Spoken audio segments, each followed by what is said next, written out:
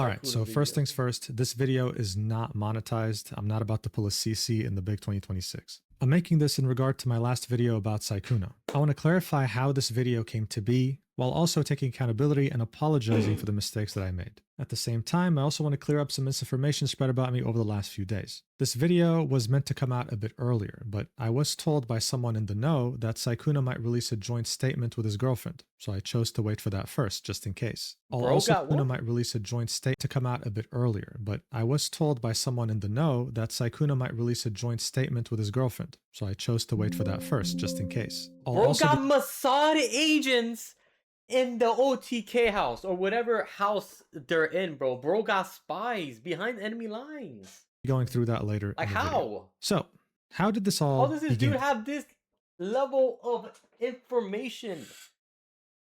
Well, for me, it was on April 7th when I was reached out to by Mal for the first time. I was told that a Google Doc was releasing soon about a big content creator. And this is when I was asked if I wanted access to it early to maybe make a video about it. The document was going to publicly release on the 10th anyway. This means that this wasn't some grand conspiracy, okay? This document was going to release with or without me. And while yes, rumors of Sykkuno's behavior have been floating around for a while now between certain content creator circles, none of this was gonna really convince me to make an early video. If you've watched my channel before, then you'd know that I'm someone who highly values both sides of the story. It's actually something that I always implore you to do before forming your own opinions. And while I do receive so many DMs about scoops or exclusive info about certain topics, I mostly never take them, always choosing to wait for things to unfold in public first before making my videos. What made the situation special though was the 17-minute video recording of the voice call between Mal and Sykkuno. My logic here was simple. It was me thinking that we already had the other side of the story,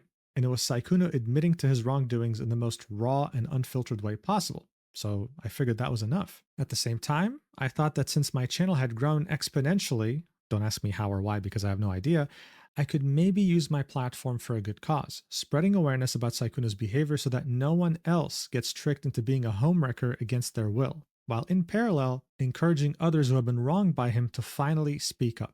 Additionally, seeing that the person speaking up was doing so from a small account, I figured I could help amplify that message to spread max. Bro, what is this dumb no swag you got going on, bro? He just has flames. Some girl. Like, yeah, 90% of these is just girls. Like, either like fictional or real, and then some sort of like tweet. Awareness. Now, yes, some people could definitely argue that I was desperate for a topic to bring in views, but to me it didn't matter because I was already lucky enough to be able to cover niche topics I enjoy and still somehow reach over 1 million views on them. Again,